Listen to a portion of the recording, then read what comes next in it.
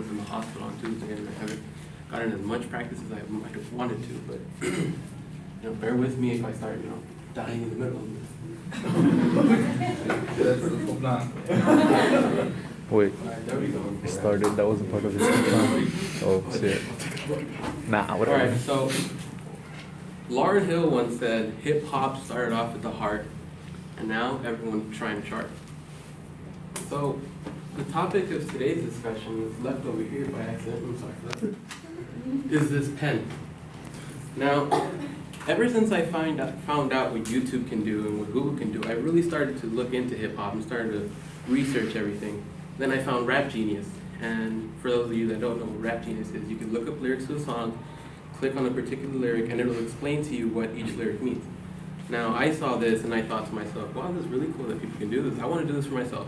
So ever since I found out what Rap Genius was, I wanted to imitate it myself. So every time I listen to a song, I really go into depth and I pay attention to it and I analyze it, and that's the last time I ever used Rap Genius. Ever since then, I've used it. I've done it myself. And so basically what this pen represents is the actual foundation of hip hop, not gold rims or silver teeth, It's, without this pen, hip hop would not be able to deliver the same messages it does today, nor would it be able to carry the same meaning. And in order for hip hop to remain amazing and carry on into the future, I believe that it's time to place less emphasis on material objects and more appreciation onto roots and certain elements of aspects that get overlooked oftentimes, not only in hip hop but in other aspects of life. And so first I want to introduce to you guys a little brief history of hip hop and then go into what happened exactly, because hip hop never used to be as popular. And finally I'd like to wrap it all together and introduce to you guys why this relates to my life. And so back to Lauryn Hill's earlier quote, hip hop started off at the heart. 1973, not even showing. Sorry about that.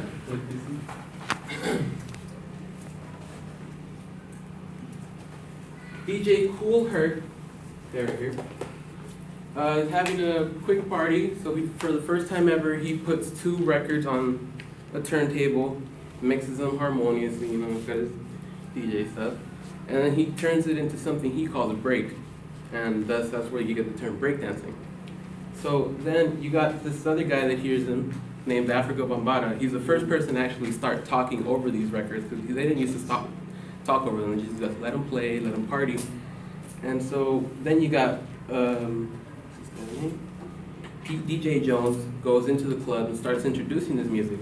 And there can be a lot of founding fathers attributed to hip hop, but none of them really got into this music and tried to get money.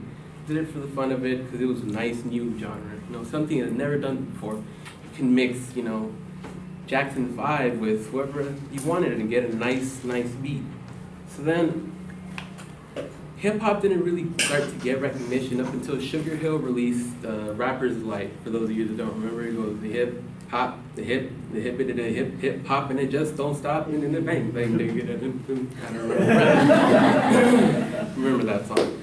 And then Run DMC took it a step further when they started sampling rock songs into their music, which made it really popular amongst the mainstream. And after that, it was all downhill for hip hop. The 90s is the point which they call the golden era, but that's when the industry really started to skyrocket and they started to make multi-millions. And after that, I guess you could say hip hop lost its way in a sense. So with that being said, here we go. Hip hop never used to be about the gold rims and the silver coins. It used to bleed red and blue ink with the fallen from South Central through Detroit. But they didn't like the blue red, especially gang. They like gold, ruby, and blue too, especially chants like 2 Chainz. Hey. So who's they, you may say? Ladies and gentlemen, I speak of the mainstream. The emphasis on the stream, because the more you stream, the more Spotify pockets go.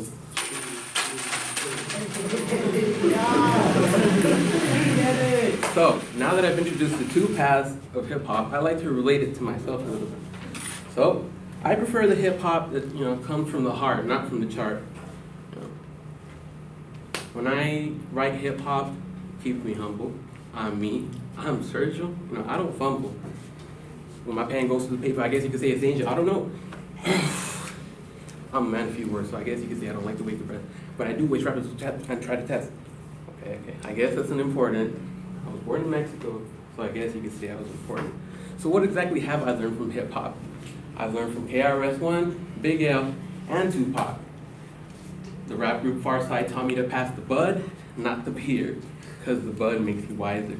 But KRS made sure that I never picked up that lighter.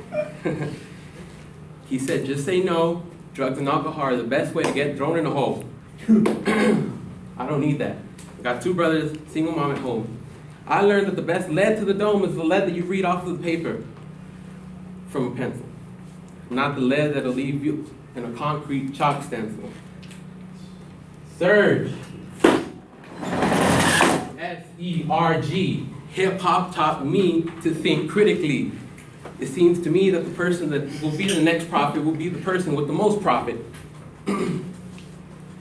Hit controversy in my statements? Sometimes you can't stop it. Ladies and gentlemen, this is my hip-hop, and this is how I rock it. Now, in conclusion, after all that, right? I brought to you guys what I think hip-hop should be about, and I've connected it to my life. And I believe that you can use some of these aspects to connect to other life, getting the roots of certain foundations, and looking at things that are often overlooked. Something that I like to say is it takes 2 seconds to say thank you to your moms and pops, but an eternity of regret to think about the ideas that led you to the top when the dirt begins to drop. And that's all I have to say. Thank you.